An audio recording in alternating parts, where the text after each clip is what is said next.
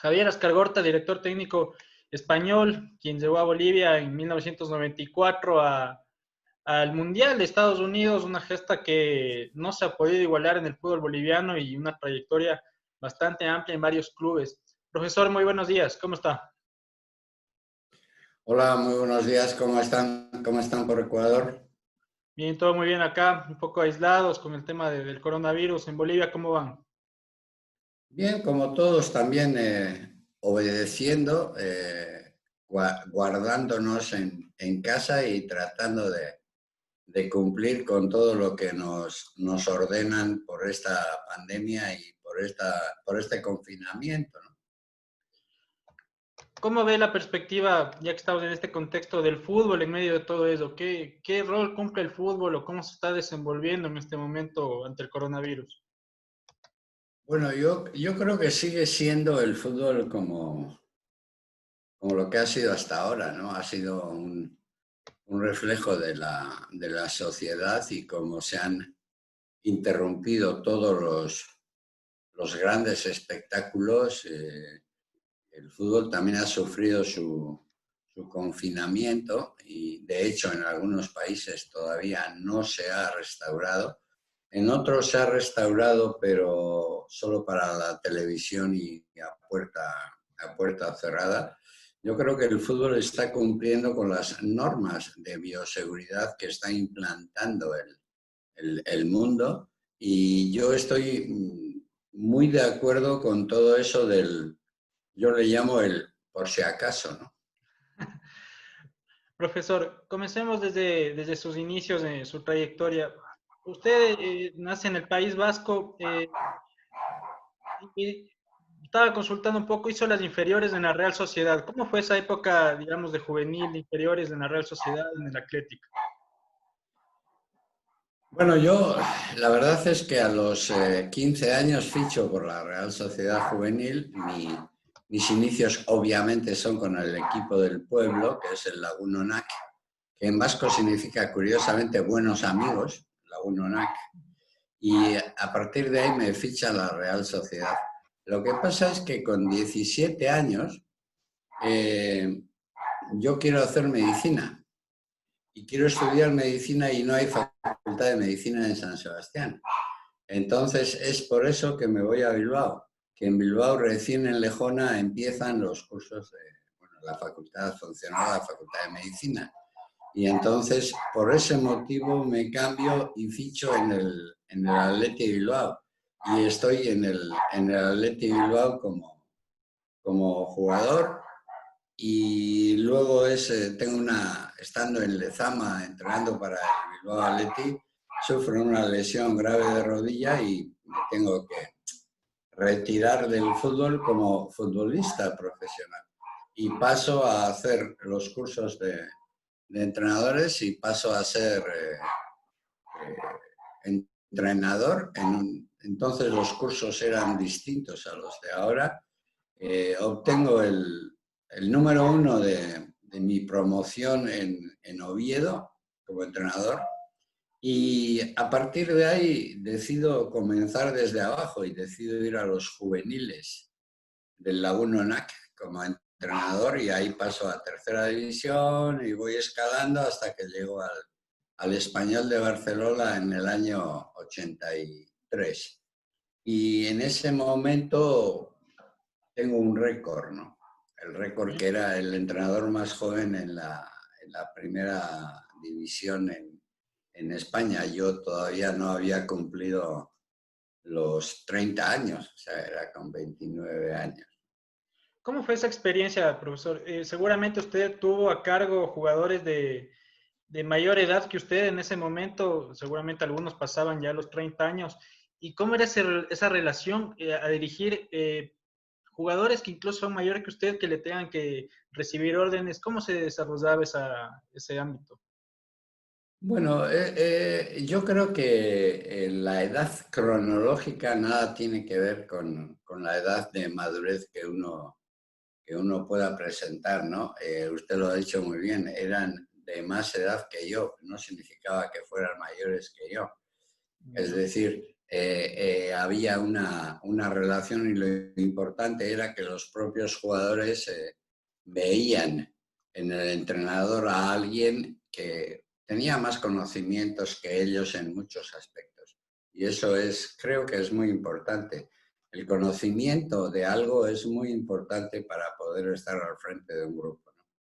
Profesor, hace unos días veía yo un video que usted mandaba un saludo a la afición del Español, dando fuerza. Lastimosamente esta semana se produjo el descenso del equipo catalán. ¿Qué sensaciones le dejó este tema del descenso del Español?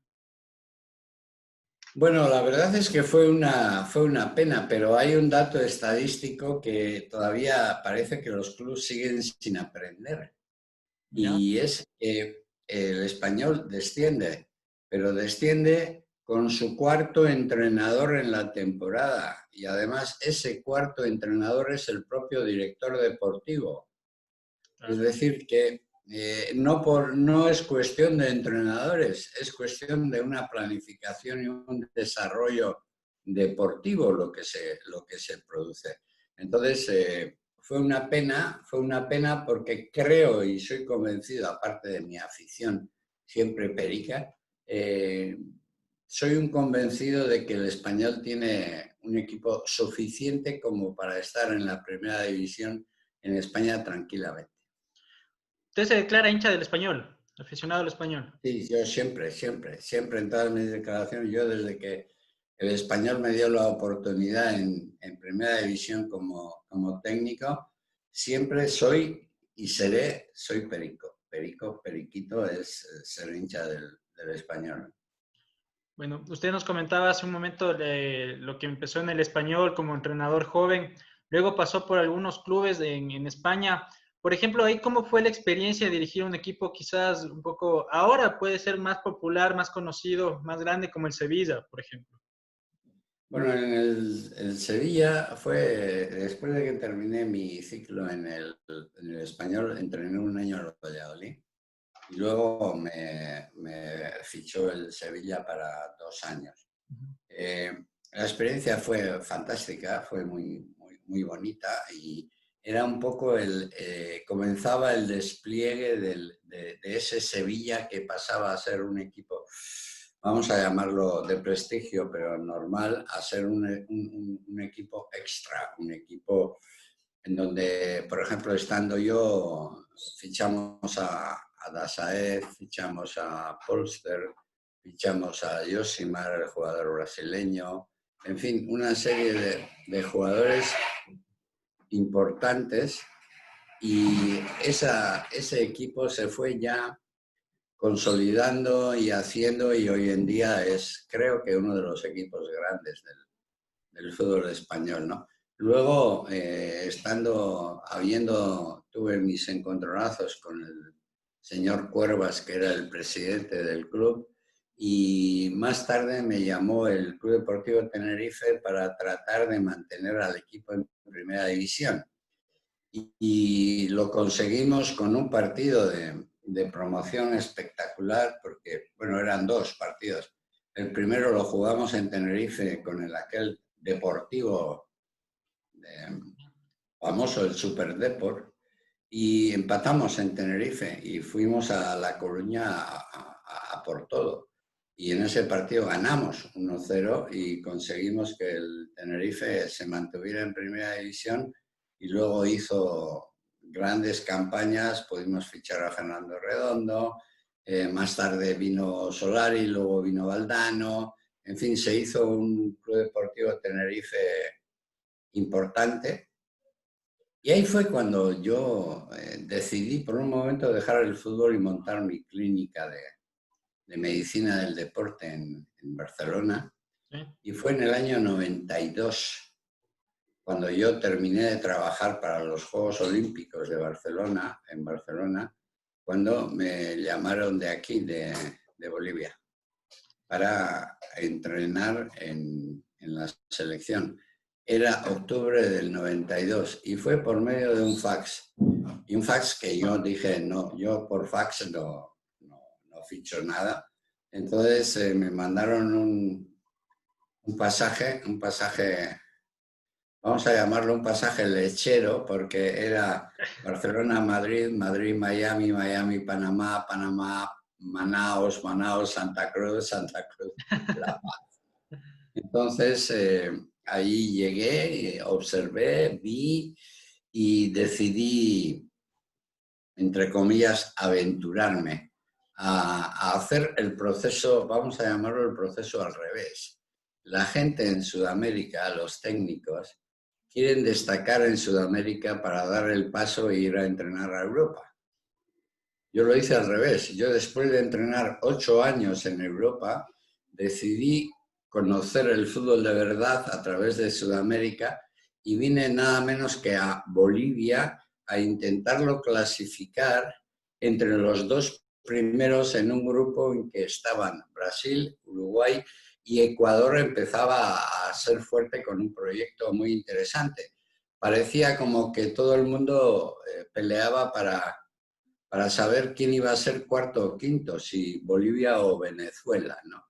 Entonces, bueno, afortunadamente clasificamos, quedó fuera Uruguay y así pudimos jugar la fase final del Mundial de Estados Unidos. Justamente, ¿cómo se da ese tema? Usted nos dice que por mediante un fax les llegó desde Bolivia para ser contratado, pero claro, es bastante curioso que lo que usted decía, el proceso al revés. ¿Qué les llamó la atención? ¿Por qué les surgió esa chispa, digamos, de ir al fútbol sudamericano? Porque quizás otro director técnico, entrenador en Europa le hacen una propuesta de Sudamérica, no se animaría, quizás la descartaría de plano. Usted se animó y fue a Bolivia. Sí, y bueno, y vine y definitivamente usted me está haciendo esta entrevista. Yo estoy en Santa Cruz, en Bolivia, donde resido y vivo, ¿no? Tengo grandes amigos que además jugaron en la selección y han tenido contacto con el fútbol ecuatoriano, como ha sido Gustavo Quinteros, ¿no? Que fue Claro. mi jugador, y aunque él es de origen argentino, pero para mí es boliviano, igual que yo, ¿no? Sí, Lo que sí. ocurre es que parece que hubo una intervención de un agente que conocía a Marco Echeverri, conocía al Albacete, y cuando le consultaron, este agente dijo: el único loco que puede aceptar ir a Sudamérica es Azcar Horta, ¿no? Entonces, yo vine, vi cosas que no me gustaron, vi cosas que me gustaron, y decidí, por una razón. Yo soy sobre todo y ante todo hombre de fútbol. Y yo creo que nadie en este mundo puede decir que es completo en el fútbol, aunque haya sido 3 veces campeón de Champions, si no ha conocido el fútbol latinoamericano, desde arriba hasta abajo. Es la cuna del fútbol de competición en el mundo, es Latinoamérica.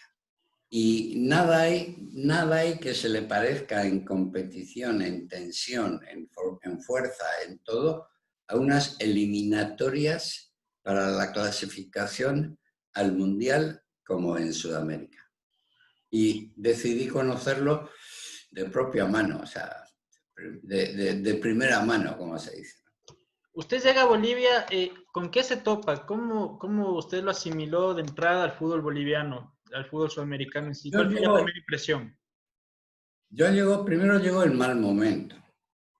Es decir, tenga en cuenta que yo llego en octubre del 92, quinto centenario del descubrimiento de América. O sea, otro Claro. español que venía a robar la plata aquí. No sé si usted sabe dónde la esconden, porque yo todavía no la he Vamos. encontrado, pero bueno.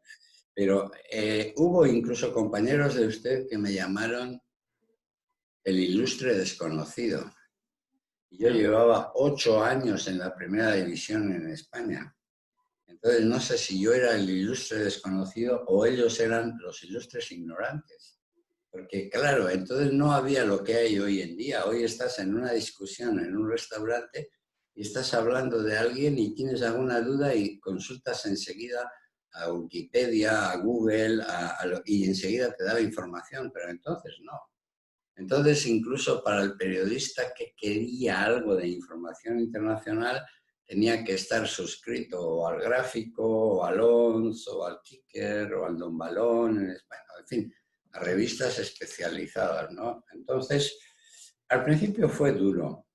Mi primer contacto en La Paz, y lo escribo en un libro que publiqué aquí, me di cuenta de que no era el tema técnico, táctico, físico, que Bolivia más o menos podía estar al nivel de todos. Era que casi todas las preguntas de mi primera rueda de prensa fueron que si el futbolista boliviano no se cuidaba, que si salía de noche, que si era borracho, que si... O sea, me di cuenta que aquí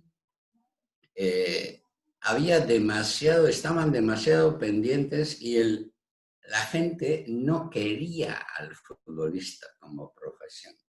Y el futbolista tampoco se quería a sí mismo. O sea, jugaba al fútbol porque era un medio de vida que era bueno para sí mismo y para su familia y poco más. Entonces, ahí es donde yo vi el primer punto que había que trabajar. Es decir, el futbolista que se quiera a sí mismo. El futbolista, hablábamos de temas, las charlas eran dirigidos a no se puede ser futbolista de ratos, antes es el futbolista, perdón, la persona que el futbolista, etcétera, etcétera. Y a partir de ahí empezamos a construir.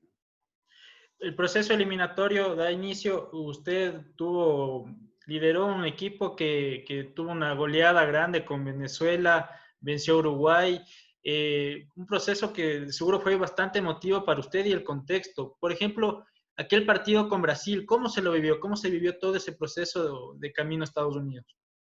Bueno, efectivamente, nosotros vinimos de una Copa América de Ecuador en que fuimos los cuartos en nuestro grupo. Ah, ¿de verdad? Pero solo perdimos 1-0 en campo de Melec, precisamente con Argentina. Luego empatamos a 1 con Colombia y luego empatamos a 0 con México.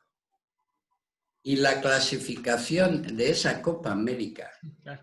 fue campeón Argentina, subcampeón México, tercero Colombia y cuarto Ecuador. Sí, sí. O sea que éramos nosotros los cuartos y ninguno de los que estaban arriba, salvo Argentina a última hora, nos había ganado. Es decir, a pesar de la penosa despedida del 1-3 con Chile en La Paz, que nos dijeron de todo, estábamos bien. Y ganamos en Venezuela, pero también no se te olvide que a los 20 minutos íbamos perdiendo 1-0. Y las hemerotecas no mienten. Y ahí están los comentarios del partido. A los 20 minutos, cuando perdíamos 1-0, estábamos como siempre, para eso hemos ido a fichar a un técnico. Bueno, imagínense. Pero ganamos 7-1 y entonces hubo como una sacudida, ¿no? Pero luego había un descanso para nosotros, porque éramos 5, éramos impares. Y en ese descanso se jugaba Ecuador-Brasil. Yo me acuerdo, porque yo lo estuve viendo atentamente en televisión. Y mi pensamiento y mi idea fue, a este equipo le podemos ganar. Pero planteamos el partido de la siguiente forma. La charla previa al partido, si la charla era de 1 hora, apenas hablamos 5 minutos de Brasil. Para decir que eran fuertes, eran altos, vestían de amarillo, iban con pantalón azul verdoso, habían sido entonces 3 veces campeón del mundo, etcétera, etcétera. Ya, sí, ok, bien. Ahora, ¿qué vamos a hacer nosotros? Y hablamos 55 minutos de nosotros, Bolivia. Ya. Yo creo que ese es un poco el secreto de los llamados equipos chicos, que es que muchas veces nos preocupamos demasiado de lo bueno que es el rival y no nos preocupamos de nosotros mismos, porque hay una razón y había una razón ahí, que si nosotros queríamos ganar a Brasil, teníamos que dar el 100% de lo que nosotros éramos capaces. Claro. Si no, era mucho más difícil. Y aún ni todo podía ser que no le ganáramos. Pero condición sine qua non era que nosotros diéramos el 100% de lo que podíamos dar. Y ese era un poco el secreto. Entonces, incluso en mi libro, que el título es muy curioso porque es difícil de entender e imposible de olvidar, es mi definición de Bolivia y es mi definición de lo que nosotros hicimos entonces. Difícil de entender, imposible de olvidar. Tengo un capítulo que dedico precisamente a esa charla con Brasil y el título del capítulo es Hablemos de nosotros. ¿Ya? Y yo creo que ese ha sido un poco el secreto de muchos equipos que han conseguido despegar. Tenga en cuenta, por ejemplo, ya que usted pertenece y es ecuatoriano, Ecuador no había ido a ningún mundial hasta entonces. No, no. Y posterior, pues prácticamente se ha hecho un asiduo a los mundiales. Eso quiere decir que ahí hay un despegue de infraestructuras, hay un despegue de instalaciones.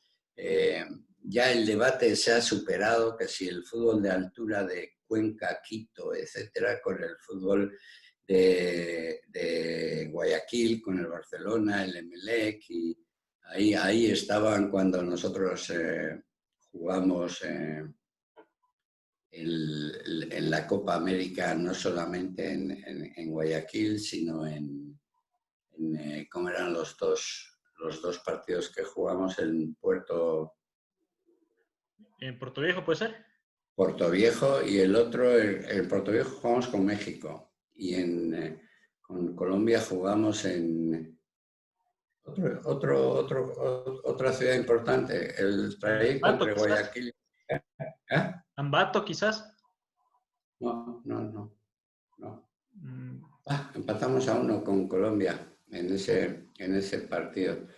Y además todo el camino, fuimos en bus desde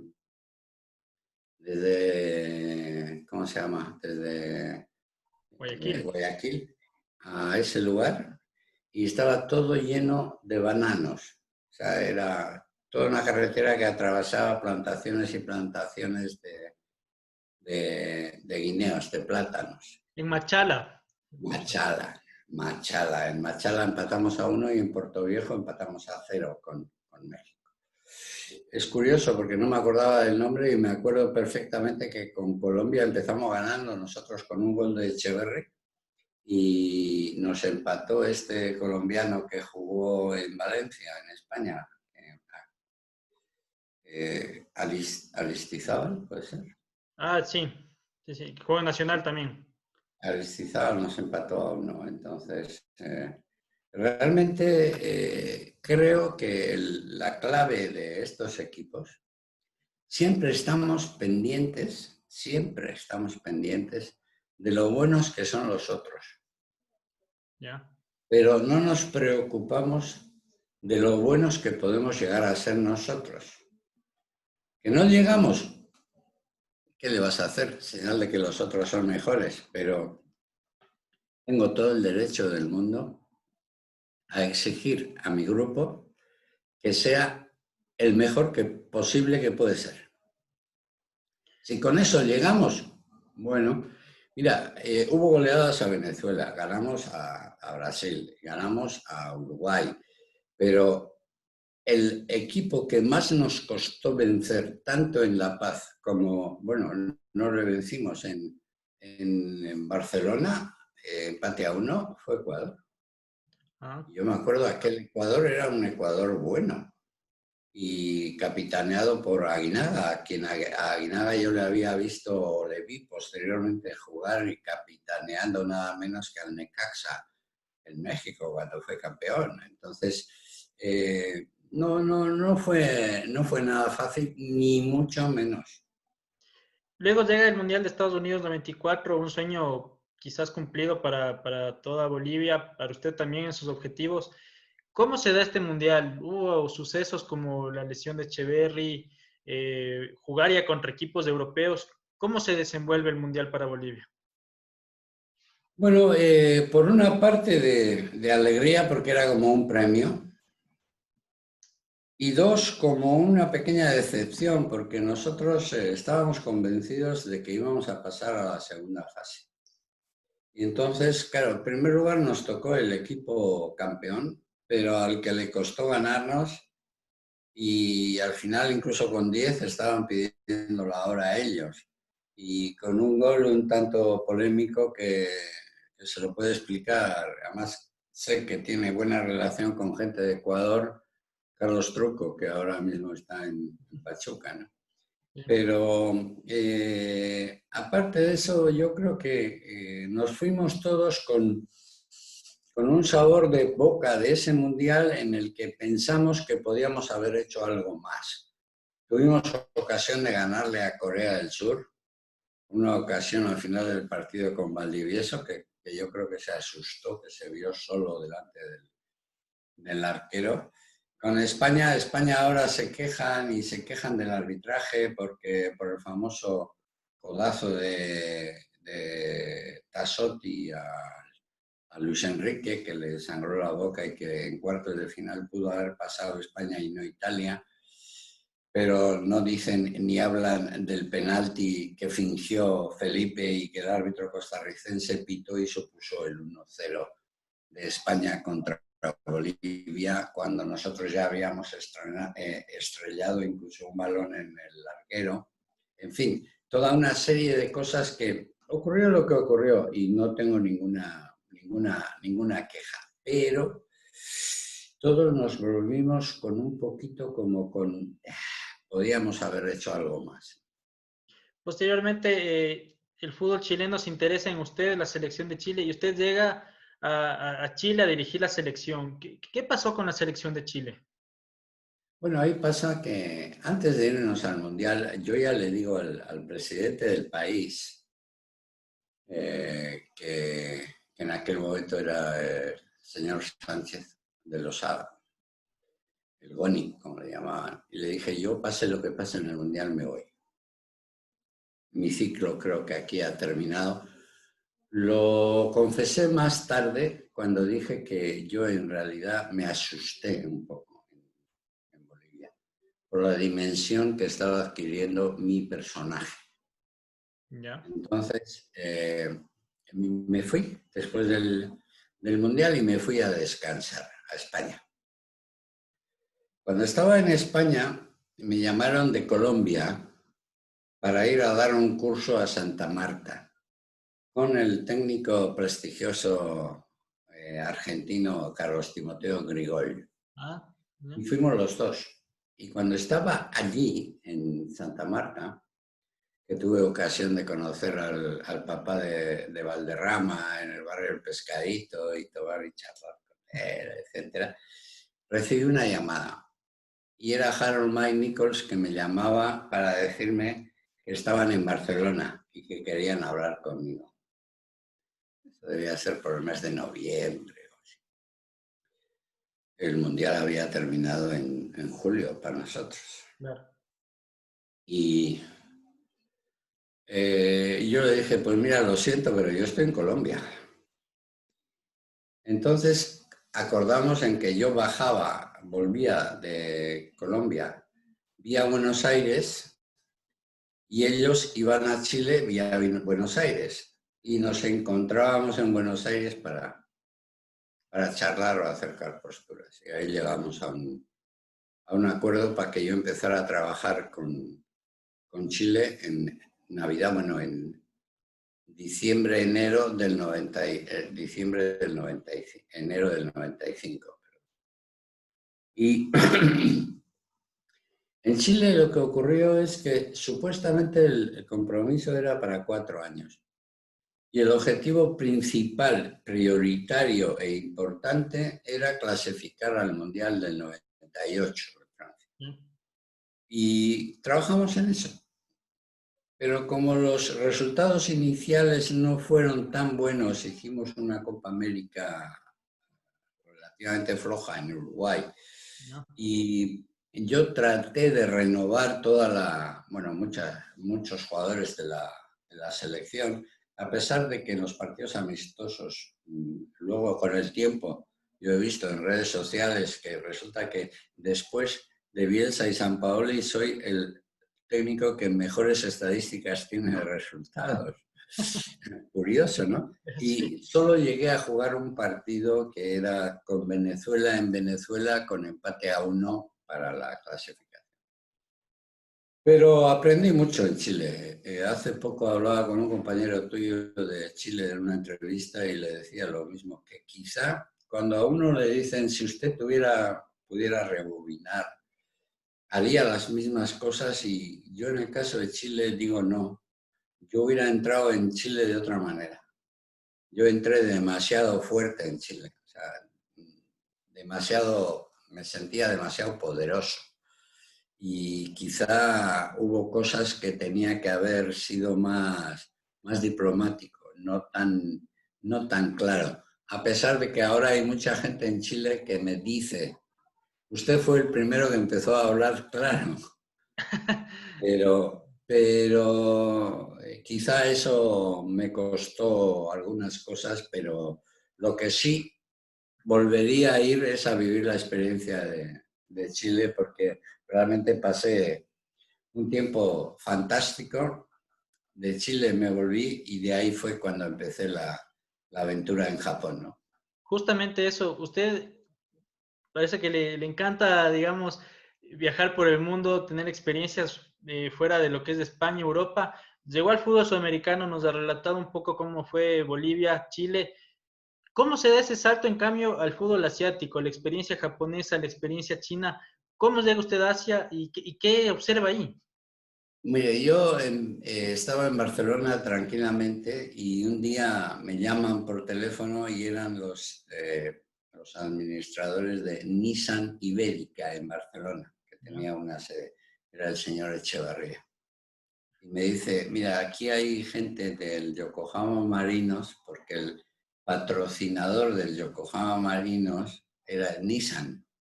Y entonces están interesados en hablar contigo para que puedas ser tú el entrenador en Yokohama.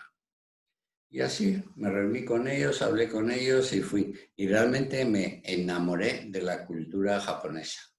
Yo ¿Ya? hablo japonés bastante bien, eh, aprendí muchas cosas de su organización, de Japón, del respeto a las canas, por decirlo de alguna forma, el respeto al orden, el respeto a la limpieza, el respeto a muchas cosas, ¿no? Entonces, estuve allí un tiempo, 2 años en Japón, con buen éxito, además deportivo también, y de ahí ya me volví y fue cuando me empezaron a llamar a menudo de México, concretamente de Pachuca.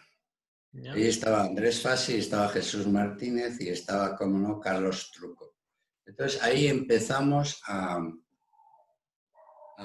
¿cómo diría yo?, a construir toda la Universidad del Fútbol de Pachuca, los contenidos y hacer los congresos de Pachuca. Entonces yo era siempre invitado al Congreso de Pachuca y terminado el Congreso siempre mandaba un escrito como diciendo en qué se puede mejorar, qué se puede hacer, etcétera. Porque ahora es todo un complejo, pero no te olvides que empezamos en Pachuca con unas carpas y en ¿Ya? unas carpas montando un escenario para los congresos. Y esos congresos, yo fui asiduo a los congresos durante muchos años. Y estando ahí, me vino una posibilidad de entrenar.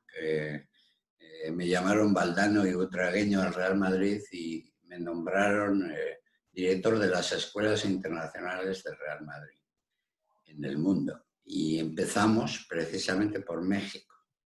empezamos con la Universidad de Anáhuac, hicimos un acuerdo ahí con el Buero Vallejo y con Telefónica y con esto. Luego estuvimos en Puebla, en la Universidad de las Américas.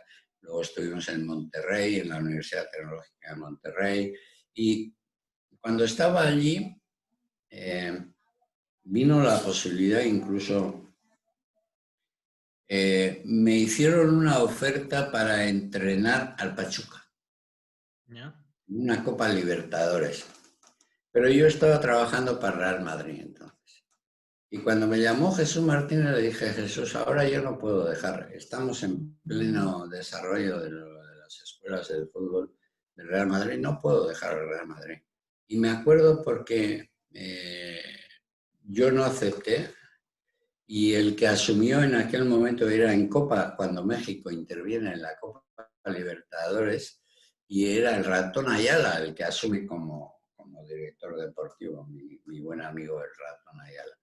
Y más tarde, cuando yo ya no tengo compromiso con el Real Madrid, me llama el señor de la Torre, de Chivas, para dar una charla en Guadalajara a las Chivas, y a raíz de ahí establecemos un contacto, y cuando tiene un problema las Chivas con el Vergara, que en paz descanse, con el maestro Galindo, me llaman a mí para entrenar a las Chivas. No fue una experiencia muy positiva porque tampoco entré muy bien, porque yo entré como técnico de las Chivas con el grito de Galindo Galindo. O sea, nada que ver con ese tema. Pero bueno, a raíz de ahí me vuelve a llamar el Real Madrid y me quiere mandar y voy de embajador a China, al Beijing One. Y me manda al Beijing One como director deportivo. Entonces estoy un año en el Beijing One, que hacemos un muy buen trabajo. Deportivamente andamos ahí peleando para el título, pero sin lograrlo. Pero yo me voy al año siguiente y sí es efectivamente el Beijing One campeón durante un año o 2 años, incluso con entrenadores españoles que vinieron luego. Y bueno, así estoy tranquilamente en casa cuando yo tengo frecuentes visitas a Bolivia a nivel sobre todo empresarial. ¿Ya? Me llaman de empresas para dar charlas, cursos, como una especie de coaching para trabajo en equipo, temas de ese tipo. Y en una de estas, Gustavo Quinteros acepta la oferta de Emelec, deja la selección boliviana, con el que yo, con Gustavo Quinteros, incluso tomaba muy a menudo café aquí en Santa Cruz de la Sierra, y decide la Federación Boliviana contratarme o hacerme la oferta de ser de nuevo seleccionador. Yo no podía decir que no, no podía decir que no. Todo el mundo me recomendaba que no aceptara, pero yo no podía decir que no. Yo, con perdón, y lo dije en su día, me tenía que bajar del póster. Me bajé y debutamos en eliminatorias nada menos que en Ecuador. Un partido que jugamos muy bien y que, bueno, yo recuerdo el titular al día siguiente del partido de la prensa ecuatoriana, y el titular decía, gracias Soto. Y Soto se llamaba el árbitro venezolano de ese partido, que pitó un penalti de esos. Bueno, en fin, no vamos a hablar de eso. Pero perdimos 1-0 con Ecuador en Quito, era. Y la verdad es que, bueno, ahí tuvimos un segundo proceso, pero ya era un poco tarde para la clasificación y ahí terminó. Y decidí, bueno, me enamoré de una chica cruceña, vivo en Santa Cruz con mi mujer cruceña, claro.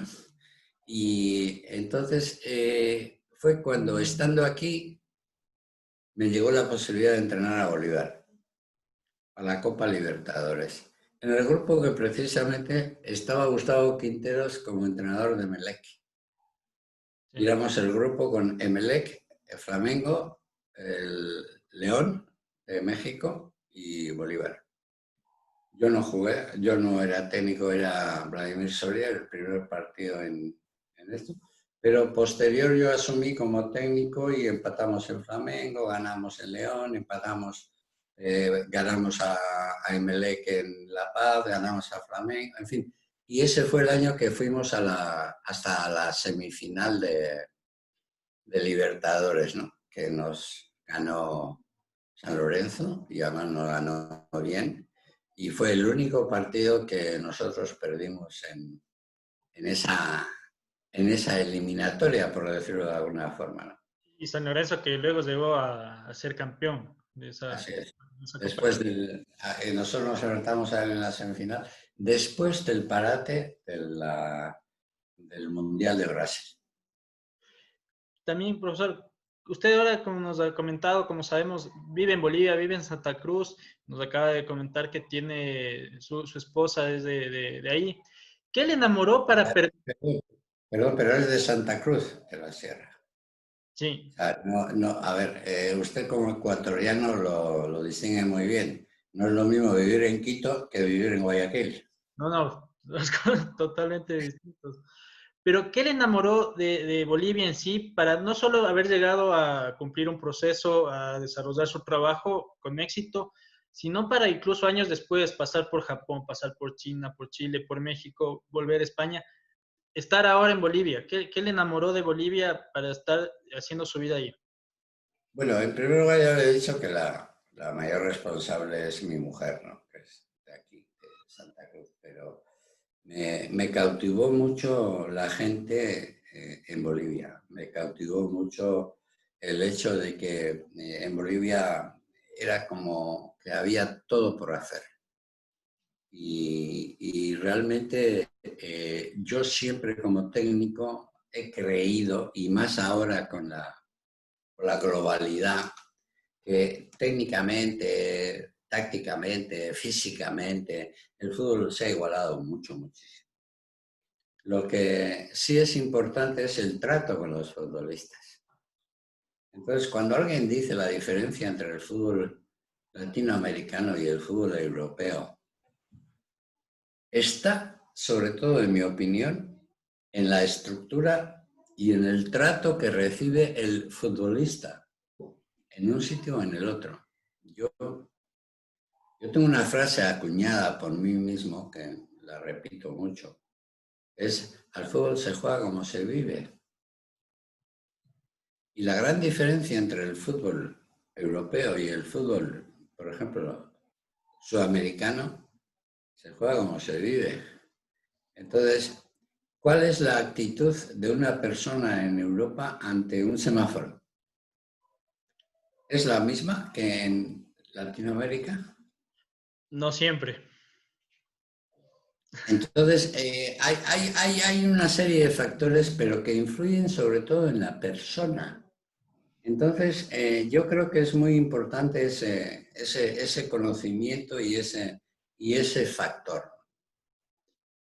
Para ir Y yo concluyendo, aquí, perdón, yo aquí encontré que la gente, me di cuenta enseguida, entonces los jugadores de fútbol hoy en día todavía que pertenecieron a aquella generación y estuvieron en aquella gesta, por decirlo de alguna forma, lo que más recuerdan es eso, es el trato.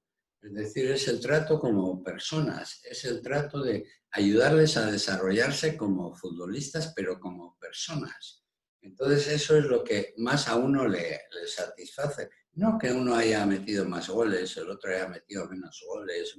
Bueno, eso, bien, pero que sean mejores personas, que tengan mejor actitud ante la vida, que hayan tenido mejores perspectivas en la vida. Entonces, yo creo que eso es muy importante. para ir concluyendo, profesor, ahora usted, como lo decimos, vive en Santa Cruz. Cuando usted sale a la calle, la gente cómo lo recibe, qué le dice. Bueno, Muchas yo al principio pensaba, sí, yo al principio pensaba, bueno, bajará un poco la... No, es al revés. Es incluso más la popularidad ahora que incluso antes. Entonces, hay un concepto que yo lo repito mucho. Cuando yo voy por la calle y un papá le dice a su hijo, mira, profesor Oscar Horta, Él fue el que nos llevó al Mundial. Y yo siempre le corrijo, y le corrijo delante del niño. Le dije, disculpe, yo no les llevé, yo les acompañé, porque fue un trabajo de todos. Y precisamente ahora no se va porque no es trabajo de todos. Uno empieza a jalar por aquí, el otro empieza a jalar por allá, el otro tiene interés en ser él, el representante de tal jugador, que si va, que si no va, que si tal, que si cual. Entonces, hay que acompañar. Entonces, en este momento en Bolivia tenemos un técnico venezolano, como es César Farías. Es igual, esté quien esté, siempre tendrá mi apoyo. Hay que apoyarle, hay que decirle adelante. En este momento Ecuador se debate y ha tenido una crisis fuerte, no sé cómo lo habrá resuelto con el hijo de Johan Cruyff, Jordi Cruyff, a quien yo le conozco mucho y le conocí mucho a su padre, pero hay que apoyarle, hay que apoyar a quien esté. Si no, no es forma de trabajar. Si empezamos a jalar de un lado y los intereses de la gente de Guayaquil y los intereses de la gente de Quito y la altura y la bajura y el calor y el frío y dónde vamos a jugar y aquello y lo otro, no vamos a conseguir nada. Hay que apoyarle a quien esté. La decisión que tome él, bueno, buena o mala, no lo sé, pero es la de él y es el que manda, entonces hay que apoyarle. Muchas gracias, profesor. Una charla bastante interesante, bastantes recuerdos y un gusto el conversar con usted. Igualmente, que vaya todo muy bien. Y le voy a confesar una cosa que Dígame. poca gente la sabe.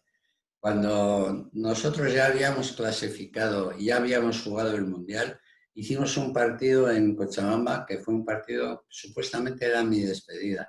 Jugábamos con Colo-Colo, nosotros, la selección.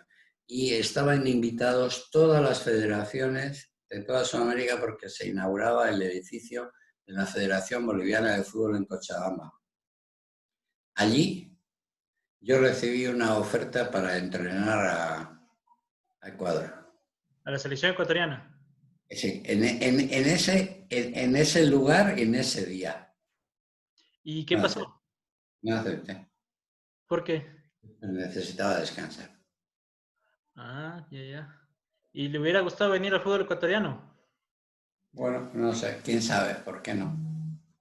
Y me acuerdo quién me lo hizo porque no sé el nombre, me va a disculpar, pero sé la configuración. Era un hombre de negro, fuerte, alto, y Ya, él es con el que hablé. Creo que era el presidente de la Federación Ecuatoriana. ya. No hubiera sido un gusto tenerlo en el fútbol ecuatoriano, la No verdad. sé, pero hubiera sido por lo menos, yo se lo cuento como anécdota. Muchísimas gracias, profesor. Gracias por la anécdota y todo lo compartido en esta casi hora de Muy entrevista. que Un vaya todo saludo bien. para Ecuador, para el fútbol sudamericano. Bueno, pues un saludo a todo el fútbol sudamericano a través de Ecuador. Ya le digo que tengo muchos amigos ecuatorianos, técnicos también ecuatorianos, y antes tenía más relación porque tenía incluso por WhatsApp, nos, eh, hablábamos con Gustavo Quinteros y toda su familia, ¿no? Que ahora he visto que ha tenido la experiencia mexicana, que no esto, y andaba ahí, andaba con Colo-Colo, que si iba, que si no iba, no sé qué ha hecho. Sí. Profesor Javier Escargorta en Tercer Fútbol, muchas gracias.